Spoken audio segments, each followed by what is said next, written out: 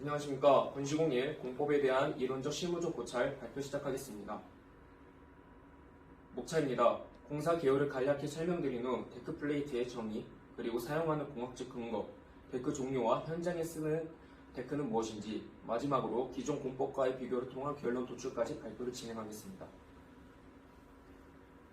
빌리브 아카이브 남사는 충무로역 7번 출구 맞은편에 현재 진행 중인 건설 현장으로 지하 2층, 지상 20층의 고층 건물입니다.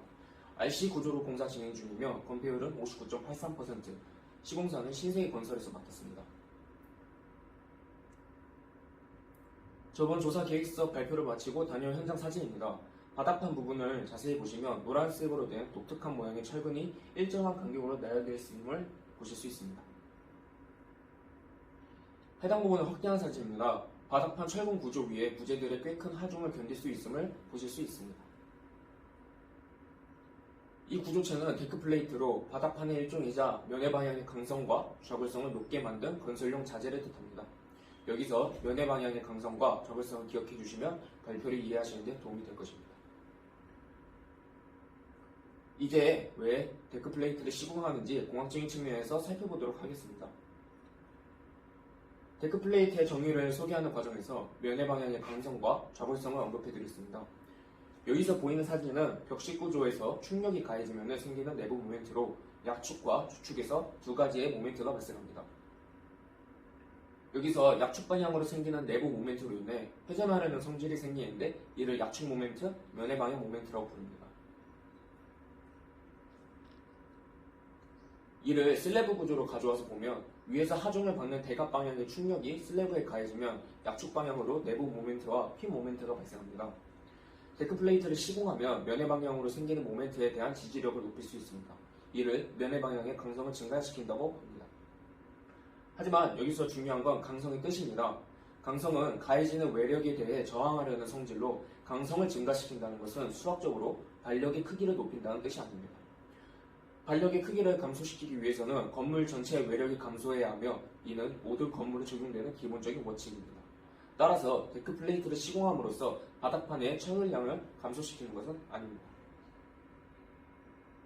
다음은 좌골성입니다. 여기서 좌골현상이란 슬래브 구조에서 슬래브의 평행한 방향으로 압중력을 가하면 임계하중에 달했을 때 과도하게 휘어지는 현상을 말합니다. 길이 방향으로 면을 매우 극소하게 잘라보았을 때 다음과 같이 다양한 크기의 모멘트가 작용하는데 데크 플레이트 시공을 통해 내부 모멘트의 저항성을 높임으로써 좌골 하중 개수, 즉 좌골성을 높게 만들 수 있습니다. 다음은 데크 플레이트의 종류를 살펴보겠습니다. 데크 플레이트는 용도를 기준으로 거푸집용과 구조용으로 나뉘며 거푸집용에는 골형과 평형, 구조용에는 합성형과 철근 트러스형이 있습니다. 빌리브 남산 아카이브 현장 사진을 다시 보시면 슬래브에 적용된 데크 플레이트는 철근 트러스형이와 있었습니다. 또한 무거운 자재들을 지지하고 있음을 보실 수 있습니다. 철근 트러스형 데크 플레이트는 철근을 트러스 형태로 제작한 부재에 플랫 타입의 거푸집용 플레이트를 더한 것으로 아까 보신 사진으로 알 수 있다시피 공사 중 발생하는 가설 하중을 철근 트러스로 지지할 수 있으며 기존 데크의 골령을 제거하여 바닥판 두께를 감소시킬 수 있습니다. 저는 현장을 방문하여 현장 감독님에게 여쭤보아 현장 시공사인 신세계건설의 수주로 받은 철강경, 주, 코스틸에서 강정제 사업부가 인적 분할을 만든 원하이텍에서 제공한 슈퍼데크 시스템임을 알 수 있었습니다. 슈퍼데크 시스템은 사실 원하이텍뿐만 아니라 여러 기업에서 시행 중인 데크 공법으로 틀은 같으나 여러 다른 옵션으로 현재도 활발히 개발 중인 분야입니다. 생산 과정을 보시면 슈퍼데크는 높은 수준의 항복 반도를 지닌 2형 철선으로 트러스 거더를 제작, 여기에 0.5톤 경량 아연 도금 경판을 형성한 후 전기저항 용접을 통해 일체화시키면 됩니다. 시공 순서를 살펴보겠습니다. 먼저 보호 거푸집을 설치합니다. 슈퍼데크에 쓰는 보호 거푸집은 걸침목이 규격을 지키는 선에서 널지 않아도 되는 게 메리트입니다. 그 다음 슈퍼데크를 설치합니다. 다음 단계로는 배력근과 연결근을 배근합니다. 여기서 배력근이란 변형력을 분산시키기 위해 트러스 거더의 상부 주철근에 수직하여 설치하는 보조철근으로, 연결근은 주철근을 둘러감은 보조철근으로, 대각선근과 늑근 등 이를 통칭하여 부릅니다. 왼쪽 사진을 보시면 트러스 거더의 상부 철근을 수직에 가깝게 설치함을 알 수 있으며 오른쪽 사진을 통해 트러스 거더 상부, 하부에 연결근을 설치함을 알 수 있습니다.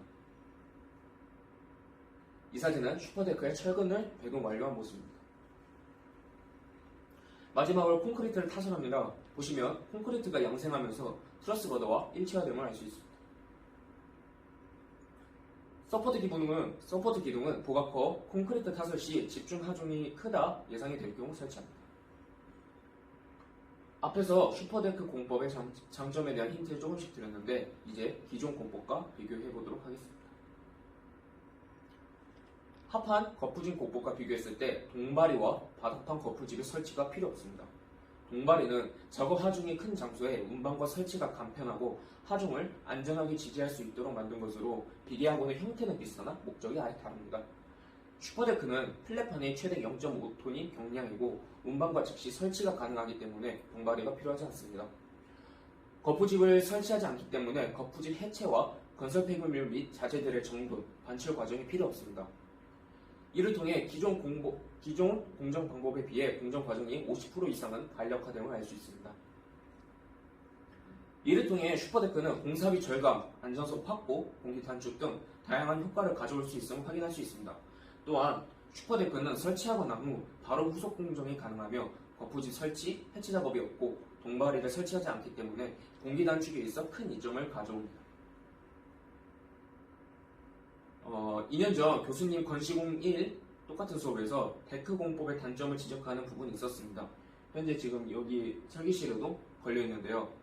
저는 그거를 바탕으로 데크 공법의 주된 단점은 지하층 시공 후 발생하는 하자에 대한 보수 불가능 그리고 추가 비용 발생이었습니다. 슈퍼데크는 건설 현장에서 필요한 옵션에 맞게 많은 형태로 제작되고 있습니다. 누수 발생 위치의 확인의 어려움은 이렇게 왼쪽 사진을 보시면 탄형으로도 제작이 가능하며 플랫판을 선택적으로 제거할 수 있기 때문에 누수 후 발생에 관한 문제점을 해결할 수 있습니다.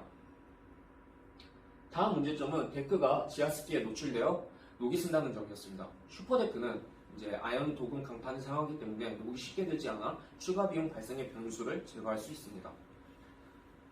여기에 나와 있지 않지만 탑다운 공법이나 언더폰 공법과 비교했을 때 흙막이 공사에서 널만 쪽을 지지하는 지보공이 필요하지 않습니다.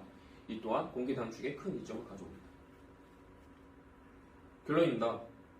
슈퍼데크 공법은 기존 데크 공법의 편리성에 다양한 옵션을 더해 발전하였으며 이러한 발전으로 경제성과 안전성, 건설 현장의 주된 목적인 공기 단축에 긍정적인 효과를 부여할 수 있는 고효율 공법임을 알 수 있었습니다.